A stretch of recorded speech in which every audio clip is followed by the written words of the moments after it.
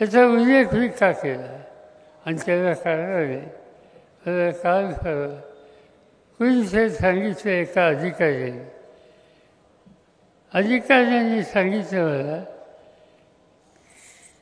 की साखरवाडीला काहीतरी सभा झाली आणि त्या साखरवाडीच्या सभामध्ये राज्य सरकारच्या एका नेत्याने रामराजांच्यावर हल्ला केला.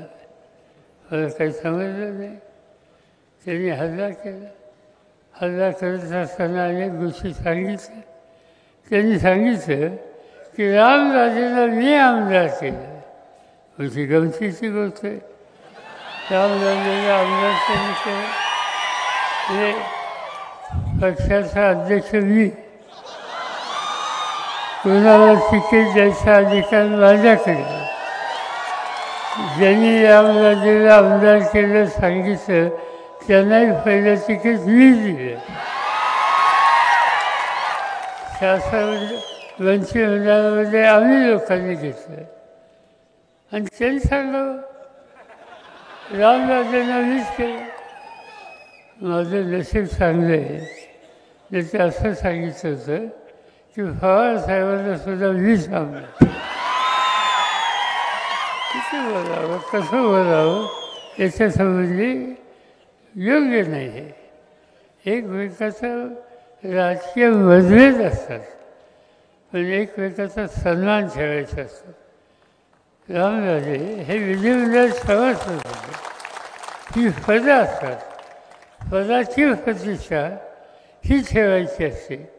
पदाची प्रतिष्ठा आपण ठेवली, व्यक्तीची प्रतिष्ठा आपण ठेवली तर लोक आपल्याबद्दल सुद्धा त्याच भावनेने बघत असतात. आणि जर आपण उगीचच कोणाच्या टीका टिप्पणी करत असतो तर आपल्याबद्दल लोक कदाचित कोणी जाहीर बोलणार नाहीत पण आपल्याबद्दलचा बघण्याचा दृष्टिकोन त्यांचा अतिशय वेगळा होईल. आणि त्यामुळे ही काही गोष्ट खरी नाही.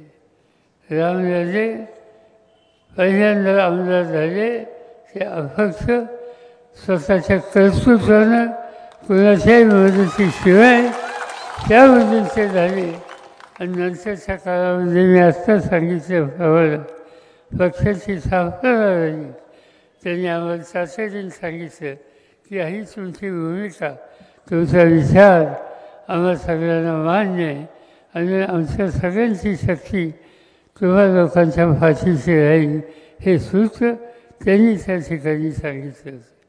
आणि त्यामुळेच त्यांच्या तिसऱ्या टर्मला सभापती कोणाला करायचं याची चर्चा आम्ही जो करत होतो त्यावेळेस सगळ्यांच्याकडून एकच नाव आलं आणि ते म्हणजे रामराजेंचं.